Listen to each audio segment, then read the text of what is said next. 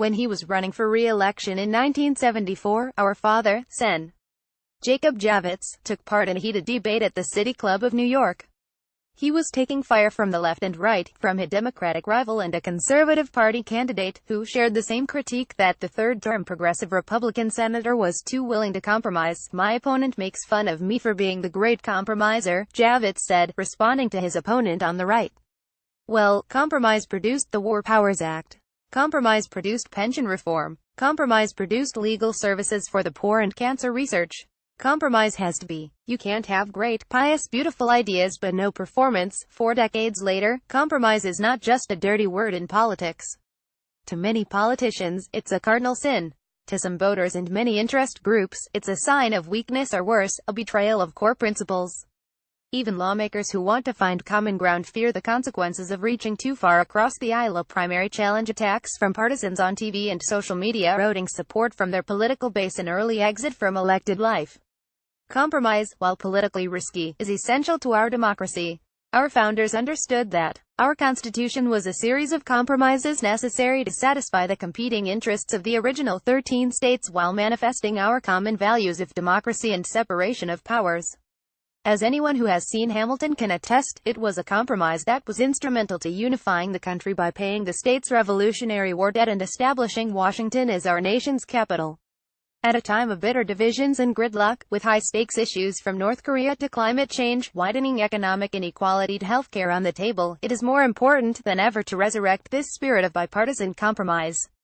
Legislators must focus on the common good, creatively addressing the serious problems facing the country to find workable solutions in which all citizens have a stake. Gerrymandering has elevated public figures who thrive on conflict, are unyielding in their stances, and refuse to make concessions to others. It has cut the wings off both parties, especially those who are most able to forge consensus, such as Javits. To make real progress on the myriad problems we face, we should work to elevate leaders who show the courage, the maturity and the patriotism to forge pragmatic solutions across party lines. That is why we launched the Javits Prize for Bipartisan Leadership, named after our father, to encourage lawmakers to address our nation's toughest challenges through bipartisan legislative action. And that is why this week we celebrated 4 leaders, 2 Democrats and 2 Republicans, who rose above the gridlock to make real progress for the American people. At a ceremony on Capitol Hill, we honored former Vice President Joe Biden. Joseph Joe Robin at Biden. Hill's 1230 report: Pence talks regularly to Biden. Cheney report: Biden moving toward 2020 presidential run. Report: Moore, U.S. Rep. Diana Louise DeGette: tax reform is a first step in promoting life for unborn children. Trump birth control edicts: another blatant attack on women's health after Flint. Dems question states' use of CDC funds. More. D. Colo, and U.S. Rep. Fred Upton RMICH, for their legislative partnership that led to the passage of the 21st Century Cures Act.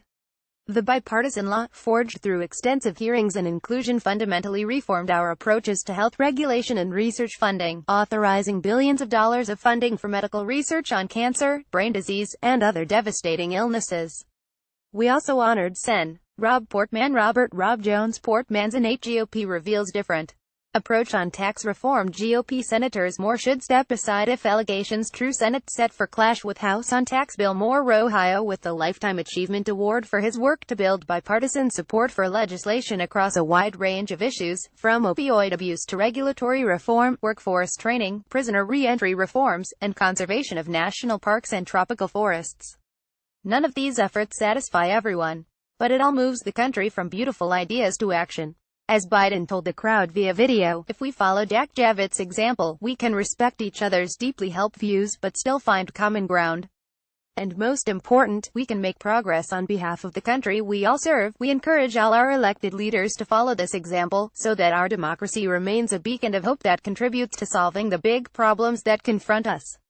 Joshua M. Javits, Carla I. Javits, and Joy D. Javits serve on the board of directors of the Marion B. and Jacob K. Javits Foundation, which is dedicated to the pursuit of excellence in public service.